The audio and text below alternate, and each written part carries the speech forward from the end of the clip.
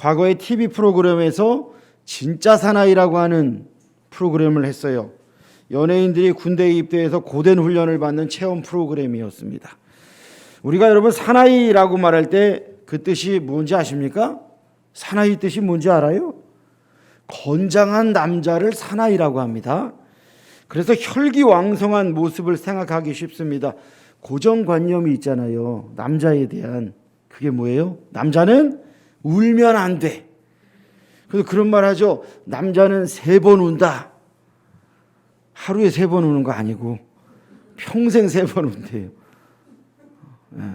태어나서 울고 뭐 부모님 돌아가시면 울고 뭐 그런 얘기를 해요. 그런데 다 쓸데없는 소리죠. 남자가 말이야 째째하게 뭐 이렇게 남자에 대한 어떤 고정관념이 있어요. 그런 게 있어요. 근데 다 그런 게 아니잖아요. 러시아의 푸틴 대통령은요 상남자라 그래요. 곰을 타고 막 여러분 저 말 아닙니다. 소 아닙니다. 곰입니다. 곰을 타고 지금 이분이 70입니다. 러시아에서 아직도 인기가 폭발이래요. 곰을 타고 다녀요. 꼭 보면 우통 벗고 사진을 꼭 이렇게 찍어요. 나는 아직도 살아있다 이거잖아요. 난 남자다 이거예요. 상남자라는 거죠. 김정은, 북한의 김정은은 이때가 아마 제가 알기로 120kg인가 그랬는데 백마가 조금 불쌍하긴 한데 여러분 김정은이 말이 얼마나 잘 타는 줄 알아요? 정말 잘 탑니다. 말을요. 한 손만 잡고도 탑니다. 막 질주를 해요. 그래서 누가 그러더라고요. 이번에 김정은이가 승마 다이어트를 했다. 다이어트를 아마 그렇게 한 것 같아요. 저렇게 하는 이유가 뭐예요? 나는 상남자다. 그거잖아요. 나는 남자다. 그걸 보여주고 싶은 거잖아요. 오늘 말씀에도요. 너는 힘써 대장부가 되라 그러셨어요. 따라 합시다. 너는 힘써 대장부가 되라. 예. 여러분 이 말할 때 이 대장부라는 말도요. 의미가 뭐냐? 히브리어의 의미도 강한 남자라고 하는 거예요. 여러분 강한 남자. 여러분 세상에서 강한 남자는 뭐예요? 이런 남자잖아요. 막 근육질의 막 남자. 옆에 누군지 아세요? 카사노바예요. 바람둥이. 이 세상에서의 강한 남자 그러면 뭐 수많은 막 인터넷에 보면 수많은 그냥 그런 것들이 올라와요. 밤에 강한 남자. 이래가지고 막 그런 것만 올라오잖아요.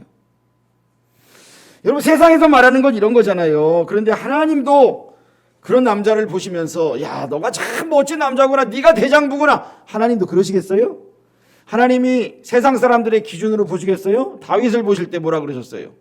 다른 사람들을 보실 때 너희는 외모를 보지만 나는 중심을 본다 그러셨잖아요. 여러분 하나님은요 이런 거에 속지 않으십니다. 네가 진짜 남자구나 이러지 않으셔요. 여러분 한번 우리 다 같이 읽어볼까요? 남자의 힘은 남자의 인생을 이끄시는 힘 그분이다. 여러분 남자의 힘이 뭐냐? 남자의 인생을 이끄시는 힘. 그러니까 힘이 누구예요? 그분 하나님이라고 하는 거예요. 그분이 있느냐 없느냐에 따라서 그 사람이 힘이 있는 사람이고 힘이 없는 사람이라고 하는 것을 여러분 세상 사람들이 모를 수 있어요. 근데 하나님은 아셔요. 세상 사람은 여러분 돈 많은 사람, 권력 있는 사람, 그 사람이 힘 있는 사람이라 그러죠. 근데 여러분 하나님 앞에 가보세요. 심판대 앞에 가보세요. 그것으로 네가 이 세상에서 떵떵거리고 살았니? 하나님 말씀하시는 거예요. 가나안 땅을 정탐한 여호수아와 갈렙이 다른 10명의 정탐꾼과는 다른 고백을 하잖아요. 똑같은 걸 보고 왔어요. 그런데 여호수아와 갈렙은 뭐래요? 저들은 우리의 밥입니다. 하나님이 우리에게 붙이셨습니다. 그런데 10명은 뭐래요? 우리는 메뚜기입니다. 우리는 다 죽습니다. 그래서 어떻게 돼요? 그 10명 그리고 그들의 동조한 수백만의 이스라엘 백성들이 하나님께 심판을 받고 광야에서 방황하다가 죽어야 되잖아요. 죽어야 됐잖아요. 여호수아와 갈렙만 가나안 땅에 들어가게 되잖아요. 여러분 하나님을 믿으니까요 이런 믿음의 고백이 나온 거예요. 그들의 힘이 뭐라고요?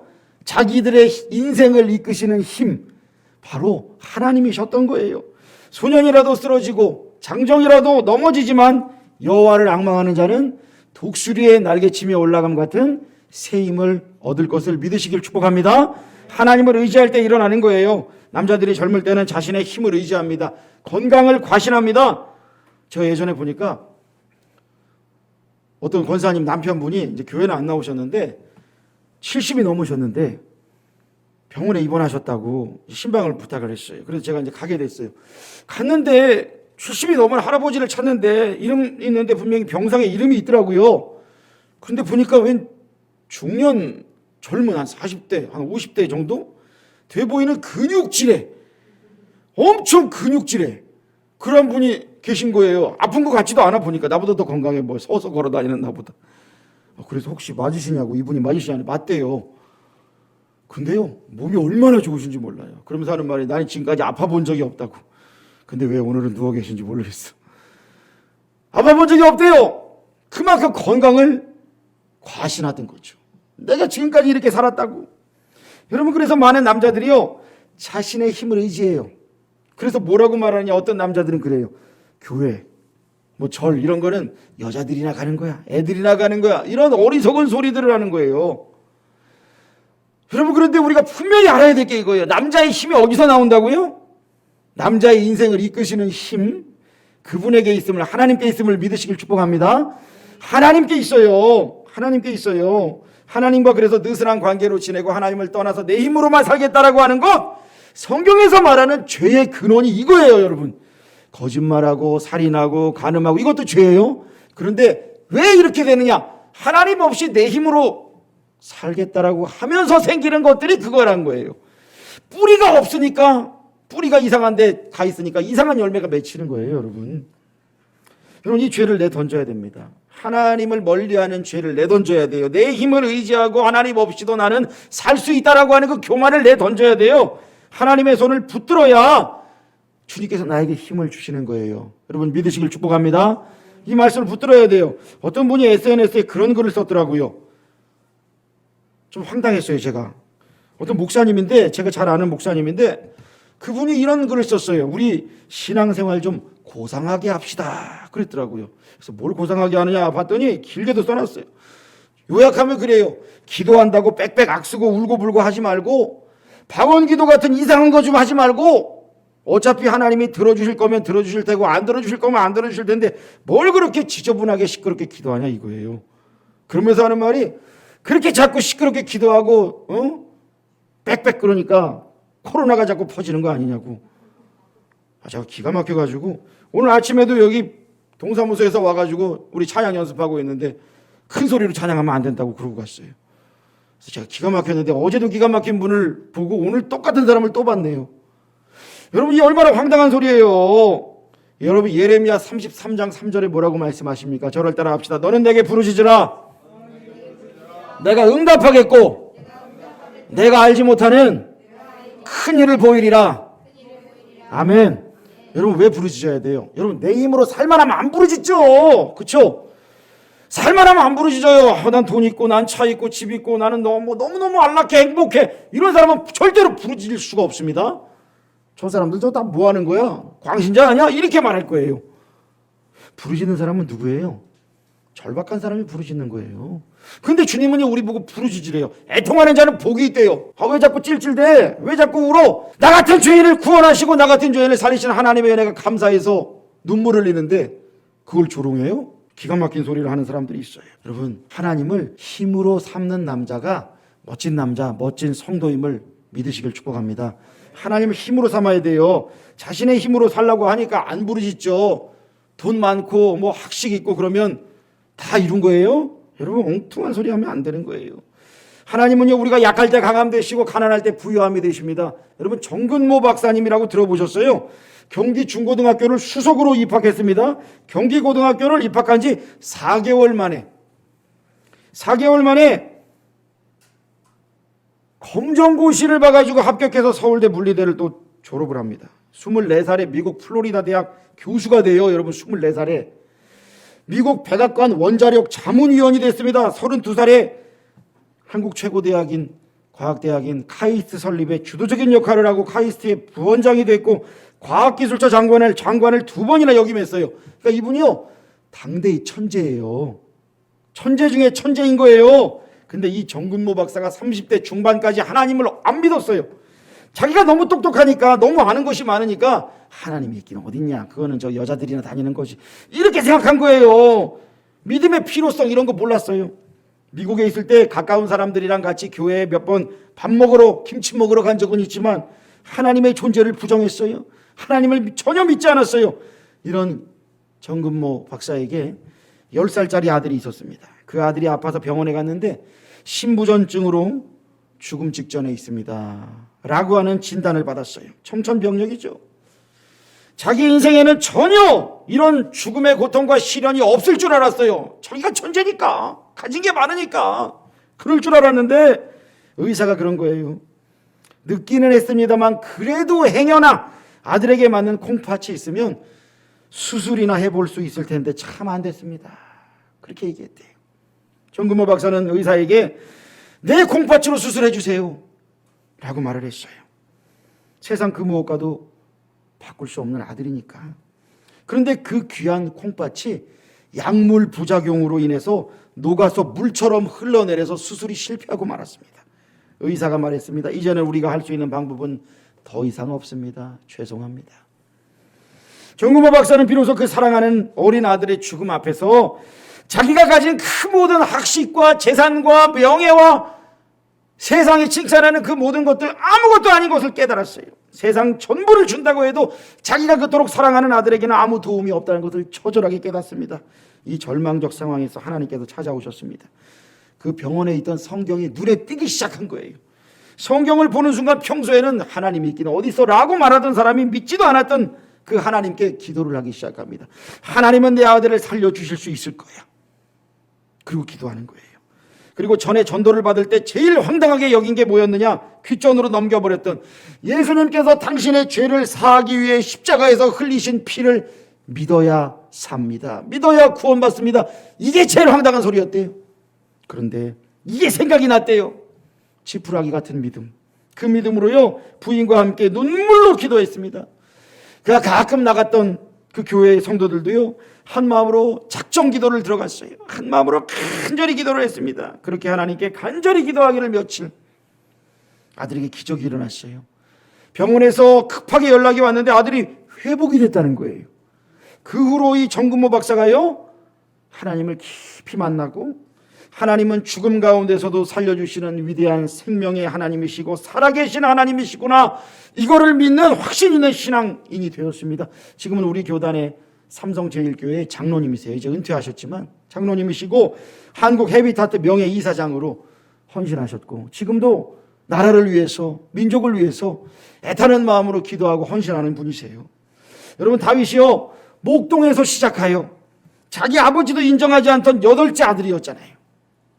그런데 그 다윗이 골리앗과의 싸움에서 이겼습니다. 너는 칼과 창과 단창으로 내게 나오지만 나는 내가 모욕하는 만군의 하나님 여호와 이름으로 내게 나아간다. 그러면서 물맷돌을 던졌는데 그게 그대로 날아가서 이마 가운데에 박혔더라 그래요. 성경은 분명히 얘기합니다. 박혔다 그래요. 그리고 골리앗이 넘어집니다. 그리고 나서 블레셋 군인들이 다 도망가고 전쟁의 승리가 넘어왔습니다. 다윗이 이제 전국구 스타가 됐잖아요. 그런데 사울 왕이 그를 지독히도 질투하고 미워하기 시작했습니다. 그래서 수금을 타는 다윗에게 창을 던져서 그를 죽이려고 했던 것이 한두 번이 아니었어요. 그래서 사무엘이 기름 부어서 왕이 될 거라고 했는데 왕이 되기는커녕 그때부터 시작된 고난이 거의 20년 가까이 됩니다. 도망다니는 거예요. 도망자의 심정인 거예요. 그러나 아무리 어려워도 그가 의지한 분은 하나님이었고 하나님의 말씀이었습니다. 도망다니면서도 하나님을 높이며 찬양하고 의지했습니다.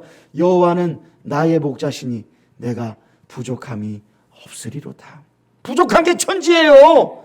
도망다니면서 얼마나 괴로웠어요. 그런데 하나님을 의지하니까 하나님이 나에게 힘을 주시니까 하나님, 나는 부족함이 없습니다. 주님만이 나의 모든 것 되십니다. 이걸 고백하는 멋진 남자였잖아요. 사랑하는 성도 여러분, 하루에도 몇 번씩 변하는 세상을 의지하거나 사람을 의지하지 말고 남자의 인생을 이끄시는 힘이 오직 하나님께 있음을 믿고, 우리의 인생을 이끄시는 힘이 오직 주님께 있음을 믿고 말씀과 기도 속에 담대히 살아가시기를 주의 이름으로 축복합니다. 이것이 주님께서 원하시는 멋진 남자예요. 골리앗 앞에서도 주눅 들지 말아라. 강하고 담대하라. 저들은 우리의 밥이다 라고 말씀하셨던 그 큰 믿음으로 살아가는 그 사람. 하나님은 그 사람을 멋진 남자라 그래요. 두 번째, 우리 같이 읽어볼까요? 믿음으로 죄를 회개하고 상처를 극복하는 남자가 멋진 남자다. 그렇습니다. 여러분, 죄와 상처는 분명히 구별하셔야 돼요. 내가 죄 짓고 내가 하나님 마음 아프게 한 걸 가지고 내가 상처를 받았습니다. 하나님, 내가 상처가 좀 큽니다. 여러분, 이거 오해하시면 안 됩니다. 내가 상처를 받을 때가 있죠. 그런데 내가 지은 죄와 내가 받은 상처는 분명히 구별이 돼야 돼요. 죄는 회개하는 거고요, 상처는 치유되고 극복해야 하는 거예요. 여러분, 이거 구별해야 됩니다. 다윗의 인생에서 가장 부끄러운 부분이 뭐냐? 밧세바와의 간음 사건입니다. 그것도 전쟁터에 나가 있던 충성스러운 부하 우리아의 부인 밧세바와 간음을 벌였어요. 여러분, 이거는 하나님의 큰 진노를 사는 일이었어요. 그 일로요, 하나님의 징계를 받습니다. 밧세바와의 사이에서 가진 첫 번째 아들이 태어났는데 그 아들이 얼마 지나지 않아서 죽습니다. 다윗 집안에 하나님이 심판이 임합니다. 형제들 간의 골육 상쟁이 벌어집니다. 아버지를 죽이고 왕이 되려고 하는 이 아들들이 막 나타나는 거예요. 다윗은 하나님 앞에 엎드려 철저히 회개합니다. 그리고 하나님의 징계를 받으면서 또한 회개하는 가운데에 용서를 받아요. 여러분, 믿음으로 하나님께 나아가 회개하고 죄에서 돌이키는 것은요, 큰 믿음이 필요합니다. 하나님을 믿지 않으면 하나님 앞에 회개할 수가 없어요. 그리고 내 의의를, 내가 뭐 잘못한 게 있어? 내 의의를 믿는 사람, 자기가 깨끗하다고 자부하는 사람, 나는 법 없이도 살 사람이야, 이런 소리 듣는 사람은 하나님 앞에서요, 회개할 수가 없어요. 그럼 하나님의 은혜를 받을 수가 없어요. 여러분, 이건 남자가 아니에요. 이거는 저 사람 정말 당당하네. 아니에요. 하나님 앞에서 그러면 안 돼요. 하나님 앞에서는 철저히 회개해야 돼요. 내가 착하다? 내가 잘났다? 안 돼요. 여러분, 밧세바와의 사이에서 태어난 둘째 아들이 솔로몬입니다. 하나님은 믿음이 없던 다윗의 다른 아들들은 다 제쳐두고 출생으로도 손가락질 받고 서열로도 인정받을 수 없었던 솔로몬을 다윗을 잇는 왕으로 세우십니다. 여러분, 이게 세상 사람들의 기준과는 다른 거예요. 세상 사람들의 기준은 압살롬이 정말 잘생기고 키도 컸고 머리도 막 그냥 화려했대요. 그런데 그 압살롬은 자기의 그 자랑하던 머리가 나무에 걸려서 결국 죽게 돼요. 다른 아들들도 잘난 척하다가 다 그냥 죽거나 폐위당해요. 하나님의 기준은 하나님을 신실하게 의지하느냐 그렇지 않느냐에 따라 달라지는 거예요. 제가 몇 년 전에 신학교 후배에게 전화를 받았습니다. 오랫동안 연락이 없다가 갑자기 전화가 왔어요. 평소에 전화도 없던 친구가 전화해서는 대뜸 안부도 잘 안 묻고 그러는 거예요. 하나님이 사랑이시라는 증거를 대보세요 그러더라고, 저한테. 그래서 이 녀석이 또 갑자기 전화해서 이런 소리를 해. 성경에 나오는 이야기 말고요, 눈에 보이는 증거를 좀 대주세요 그러는 거예요. 이 친구가 왜 이런 말을 하느냐, 아버지가 어린 시절에 자신을 많이 학대했어요. 많은 학대를 받았다는 거예요. 근데 이 친구가 그랬대요. 그때마다 기도했대요. 하나님, 날 좀 살려달라고, 날 좀 구해달라고. 그런데 하나님이 안 들어주셨다 이거예요. 근데 자꾸 그게 생각난다 이거예요. 이 친구가 신학을 하고 전도사가 되고 이제 목사 안수도 이제 곧 받을 건데, 그때는 받기 전이었는데 이것 때문에 너무 힘들다 이거예요. 그리고 지금 나이가 제법 들었는데도 결혼도 못하고 있고 자기가 보기에 비관적으로 생각하는 거예요. 앞으로도 내 인생이 힘들 것 같다 그러면서 하나님이 사랑이시라는 증거가 어디 있냐고 저에게 따지듯이 묻는 거예요. 그러니까 내 과거가 이렇게 힘들었고 지금도 이렇게 어려운데 과연 하나님이 나를 사랑하는 게 맞냐고 하는 거죠. 여러분, 하나님이 여러분에게 사랑으로 다가오십니까?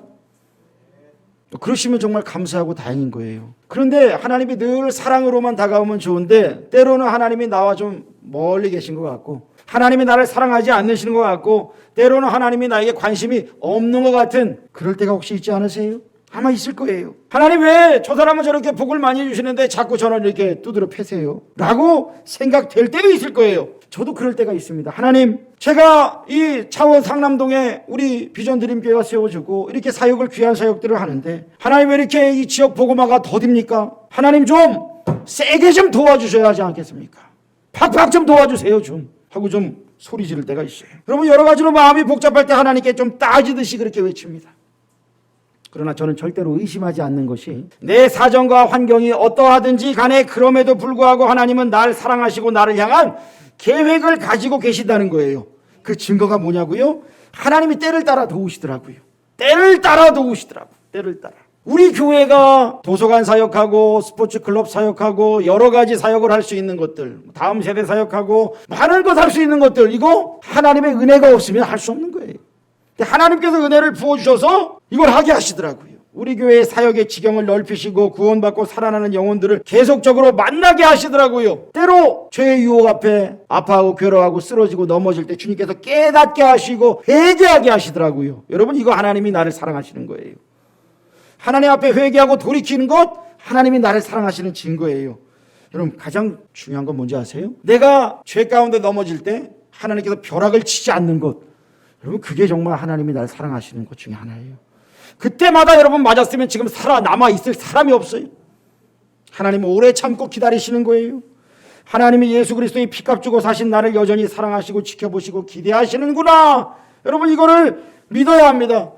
저에게 전화한 그 후배에게 제가 그랬습니다. 그래, 네가 그런 아픈 시간을 겪었다는 것에 나도 마음이 참 아프다. 왜 하나님께서 그때 너를 건지시고 너네 아버지를 그냥 홀내시지 않고 그걸 그대로 두셨는지 우리는 이해할 수 없지만, 분명한 것은 이제 네가 그 상처 가운데 눌려 살지 않도록 예수님의 보혈로 치유되고 새로워지고 강건하기를 기도하자. 그래서 같이 기도했어요. 그리고 그 친구가 지금 제일 힘들어하는 게 뭐냐? 왜 나는 모태솔로여야 하나요? 이거였거든요. 이거 나이는 이제 어느 정도 찼는데 모태솔로라 이거예요. 그러니까 승질이 나는 거예요. 자꾸 주변에 누구는 누구를 만나고 자꾸 만나는데 왜 나는 그래야 하나요? 그 얘기 또 하더라고요. 그래서 네가 지금 있는 교회에서 성실하게 진실되게 사역을 하면, 제가 그랬어요, 1년 뒤에는 모태솔로를 탈출하고 좋은 사람을 분명히 만나게 될 거다. 그랬더니 이 친구가 물어보더라고요. 진짜 1년이죠? 그러더라고요. 진짜 1년만 정말 성실하게 진실되게 사역해봐. 그럼 하나님께서 분명히 좋은 사람을 만나게 하실 거야. 근데 정말 1년 뒤에 결혼한다고 연락이 왔어요. 그리고 카톡 프사에 보면 애기들이랑 이렇게 사진 찍은 모습이 올라와 있어요. 여러분, 이 친구가 과거에 받은 상처가 뭐 완전히 없어졌겠어요? 아니요. 상처라는 거는 중간중간에 자꾸 스멀스멀 떠올라요. 그때마다 예수님의 보혈로 덮는 거예요. 예수의 이름으로 승리하는 거예요. 나를 괴롭히고 넘어뜨리려고 하는 더러운 것들아, 예수 이름으로 명하노니 묶임을 받고 떠나가라 하면서 하나님 찬양해야 돼. 그러면서 승리하는 거예요. 목사라고 상처가 없고 뭐 성도라고 더 많고 그렇지 않아요. 우리에게는 다 남들에게 말하지 못하는 아픔이고 괴로움이 있어요. 그런데 그것을 하나님 앞에 가지고 가는 거예요. 죄는 회개하고 상처는 극복하는 거예요. 할렐루야. 여러분, 이걸 분명하게 믿어야 돼요. 다윗의 인생은요, 상처가 정말 많았던 인생이에요. 아들이 8명인데 그 중에 8번째예요. 사무엘이 기름 부으러 왔는데 첫 번째 아들부터 쫙 보여주는데 다 멋진 아들들인데 하나님이 그 중에 아무도 아니라는 거잖아요. 사무엘이 물어봐요. 다른 아들은 없습니까? 저기 양치는 놈 하나 있는데 그 놈은 아닌데. 아버지도 인정하지 않던 8째 아들. 그러니까 아버지한테도 상처가 얼마나 많겠어요. 인정을 못 받으니까. 그런데 불려왔어요. 기름 부었어요. 형들이 오죽 질투가 많아요. 전쟁터에 도시락 배달한 동생한테 너 여기 왜 왔냐고, 구경 왔냐고, 얼마나 타박해요. 얼마나 꾸사리를 먹어요. 그런데요, 사울왕에게 찍혀서 20년 가까이 도망다닐 때 산으로 도망가고 들로 도망가고 광야로 도망가고 동굴로 숨어 다녀야 했던 그 인생이었어요. 얼마나 상처가 많고 아픔이 많고 괴로움이 많아요. 그런데 그 일로 하나님을 원망하고 한탄하지 않았어요. 그랬다면 그는 대장부가 아니라 쫄장부가 됐겠죠. 여러분, 쫄장부의 인생을 살지 않았어요. 그는 대장부의 인생을 살았기 때문에 내 아들아 너는 힘써 대장부가 되라, 그렇게 유언하는 거예요. 여러분, 쫄장부는 뭐라 그럴까요? 내 아들아, 내가 인생을 살아보니까 인생이 참 어렵더라. 아무리 애써도 안 되는 건 안 되더라. 있는 놈들은 더 있고 없는 놈들은 더 없는 게 인생이더라. 인생은 불공평하고 세상은 어렵고 사람은 악하고 그러므로 네가 믿을 건 돈밖에 없다.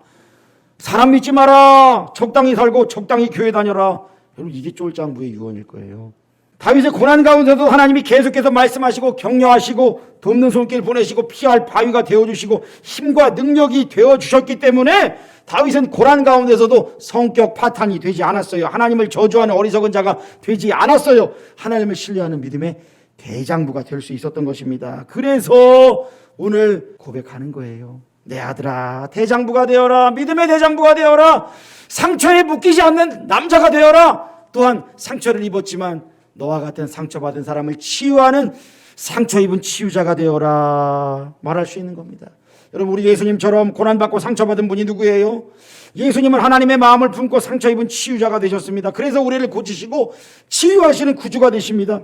우리 주님을 따라 사는 우리 모든 성도들, 우리 주님께 마음을 두시기를 바랍니다. 하나님의 말씀에 마음을 두시기를 바랍니다. 왔다 갔다 하는 세상의 소리에 귀를 기울여서 맞아 그런가 봐 쫓아가지 마세요. 진실이 아닌 것에 마음을 빼앗기면 안 됩니다. 마음을 빼앗기면 입에서 실패해요. 입으로 실패하면 그냥 인생이 그냥 막 쓰러지고 다쳐요. 여러분, 실패했을 때 나는 실패했구나 라고 말할 수 있는 건 솔직한 거예요. 그런데 나는 실패자가 됐어 라고 말하는 건 거짓말입니다. 실패해서 다시 일어나면 되니까요. 의인은 7번 넘어져도 8번 일어난다고 성경은 말씀합니다. 누가 다투었어요? 사이가 나빠졌어 라고 말하는 것과 원수가 됐어 라고 말하는 건 다른 거예요. 바울과 바나바도요, 마가를 데리고 전도여행 떠났다가 마가 때문에 다투게 됐어요. 그렇다고 원수가 된 게 아니에요. 다투고 헤어졌지만, 오늘 싸웠지만 하나님의 눈으로 보면 내일 더없이 소중한 사람이 될 수 있는 거예요. 병들어 아플 때 몸이 약해졌다 라고 말할 수 있어요. 그런데 난 이제 끝장이야 라고 말하는 건 거짓이에요.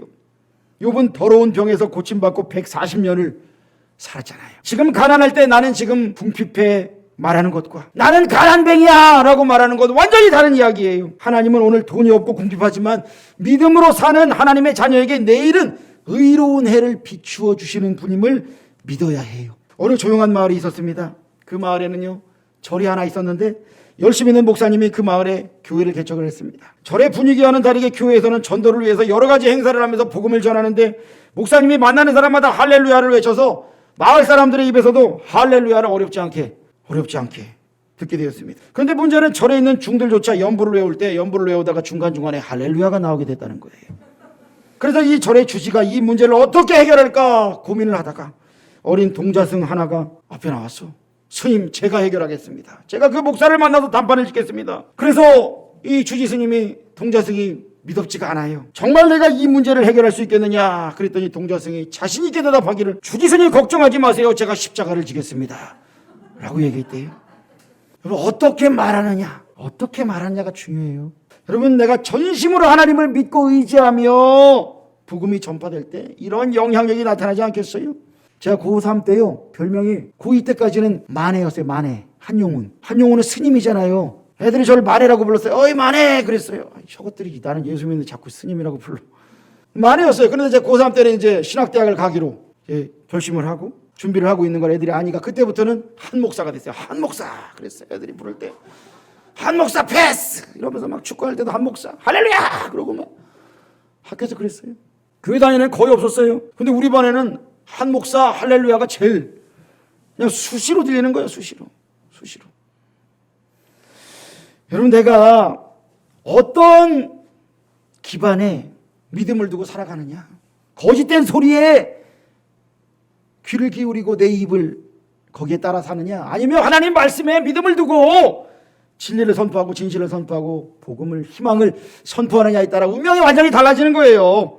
여러분, 팀 호잇이라고 하는 영상이 있어요. 아들이 장애를 갖고 태어났을 때 아버지가요 좌절하지 않았습니다. 아들을 원망하거나 자신의 인생을 한탄하지 않았습니다. 아들과 함께 달렸잖아요.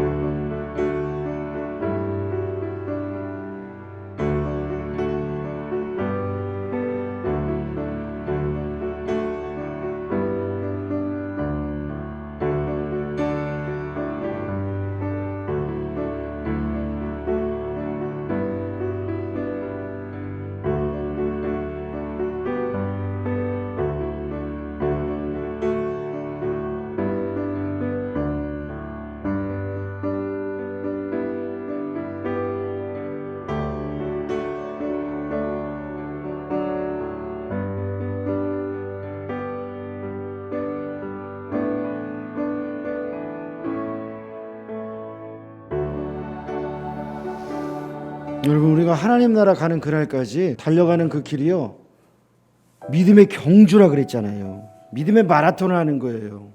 때로는 물 가운데 지납니다. 때로는 불 가운데 지나요. 이 팀 호잇이 보니까 철인삼종을 하는데 바다에서 수영하는 건 물론이거니와 때로는 화산지대를 지났다 그래요.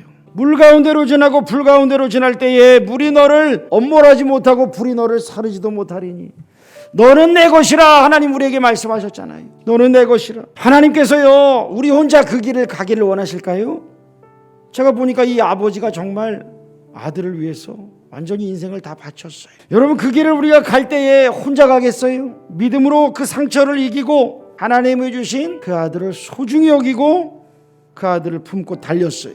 여러분, 우리가요, 믿음으로 상처를 이기고 우리의 가족들, 자녀들, 성도들, 이웃들과 함께 믿음의 경주를 달려나가야 하지 않겠습니까? 나 혼자가 아니에요. 믿음으로 달려가는 거예요. 이 경주를 계속해서 달려가는 거예요. 다윗이 그래서요, 유언할 때 내 아들아 너는 힘써 믿음의 대장부가 되어라. 넌 하나님 말씀 따라 살아라. 그렇다면 하나님 너에게 복을 주실 거야. 너 뒤로 왕이 끊어지지 않을 거야. 말씀대로 살아야 하나님이 복 주셔. 분명하게 말하는 거예요. 우리 교회에서 기도하고 후원하는 선교사님 중에 인도에서 선교하는 선교사님이 계십니다. 안식년을 마치고 이제 인도로 들어가는데 기도 편지를 보냈는데 보니까 상황이 너무 어려워요. 인도의 총리가 힌두교 극단주의자인데 개종 금지법을 발효해서 사람들을 막 부추기는 거예요. 힌두교 극렬분자들이 교회에 불을 지르고 사람을 죽이고 핍박이 보통 심한 게 아니에요. 그런데 이 선교사님이 다시 인도로 들어갑니다. 그동안 복음을 전했던 사람들을 다시 만나려고, 또 그들을 섬기려고 어떤 상황이 기다릴지 모르는데 죽으면 죽으리다 하고 들어가는 거예요. 제가 그 기도 편지를 받고 그 친구한테 그랬어요. 네가 진짜 목자구나. 나는 사꾼 목자다. 사랑하는 남전도의 성도님들, 그리고 우리 모든 성도님들, 하나님이 누구에게 복을 주실까요? 어떤 사람에게 복을 주실까요?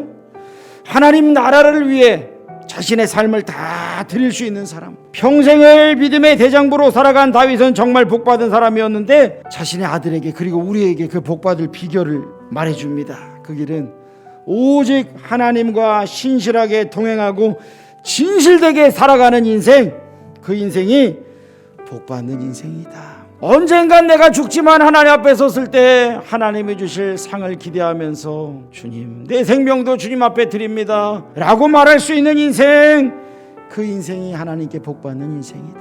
여러분, 그 인생에게 주님께서 말씀하십니다. 우리 다 같이 한번 큰 산아 외쳐볼까요? 큰 산아 내가 무엇이냐. 자기 이름 놓고 내가 한 영의 앞에서 평지가 될지어다. 다시 한번 시작. 큰 산아 내가 무엇이냐. 내가 한 영의 앞에서 평지가 될지어다. 아멘. 여러분, 믿음으로 살아가는 주의 백성들에게 주님께서 산지를 평지로 만드실 것을 믿고, 여러분 하나님 앞에서, 말씀 앞에서 성실하고 진실되게 믿음으로 살아가시기를 주의 이름으로 축복합니다.